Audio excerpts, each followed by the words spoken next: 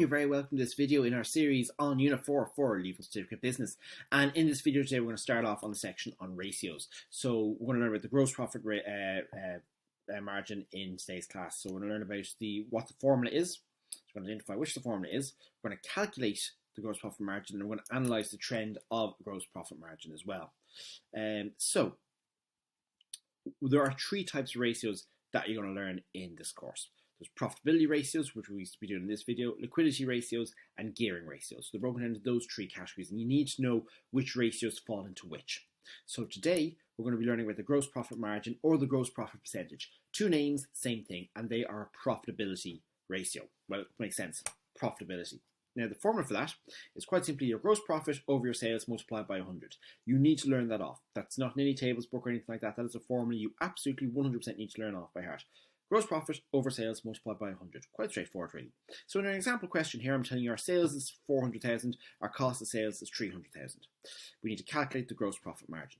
Now, students that did junior cycle business will be familiar with doing final accounts, and this will help a lot in this exercise. If you didn't do that, you will find this a little bit trickier to be able to match up, but you can just learn off the rules, so to speak, as well, or you can go back over the material, okay? So for those of you who might remember your trading account on your income statement, you would have had sales, less cost of sales, just purchases, opening stock, less closing stock, gave you your cost of sales, add your sales, less cost of sales gives you your gross profit. So in other words, sales is what you've actually sold of the goods, your cost of sales is, well, what cost you to actually make to sell those goods. So i.e. actually buying the raw materials as well, and you add in any opening stock and that you had at the start of the year and take away any closing stock. So our sales take away our cost of sales, give us our gross profit. So in this question here, it's the first thing we need to do. We need to find out what the gross profit is. So sales less cost of sales equals gross profit. And if you don't understand junior cycle business final account, you can just learn that off and it's happy days. So 400,000 take away 300,000 equals 100,000. So go back to my formula. It's gross profit over sales multiplied by 100 over 1. So it's going to be 100,000 over the 400,000 multiplied by 100 over 1 equals 25%. So in this case, this firm has a gross profit margin or a gross profit ratio of 25%. Now, what you also have to do in Leaving Cert Business, you have to analyse the trend of a particular margin. So that 25%, what it tells us is basically how much gross profit was made for every euro of sales. So for example, what that's in this question here tells us that for every euro that business sells, 25% of that euro is the company's gross profit. Okay, the higher the percentage is, the better. Naturally enough, because the higher the percentage means the more gross profit they're making. Happy days.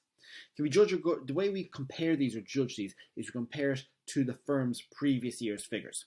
So naturally enough, if the percentage is going up, it's a good trend, and if it's going bad, it's a bad trend. If it's going up, there's a couple of reasons why that may be. You could say that the costs of the firm have come down, or the selling price has gone up. Okay.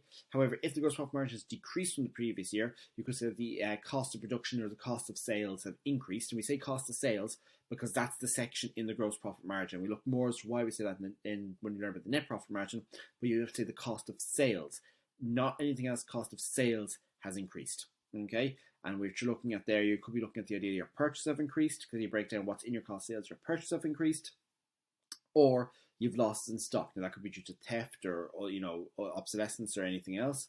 But they're the two things that we're looking at there. Okay, or you could have deliberately decreased your selling price.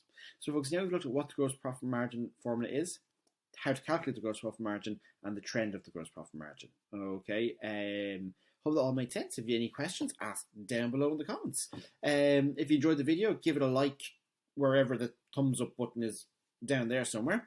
And of course, if you haven't already, please subscribe to the YouTube channel. There's that little circle in the middle there. If you just click that, that'd be fantastic.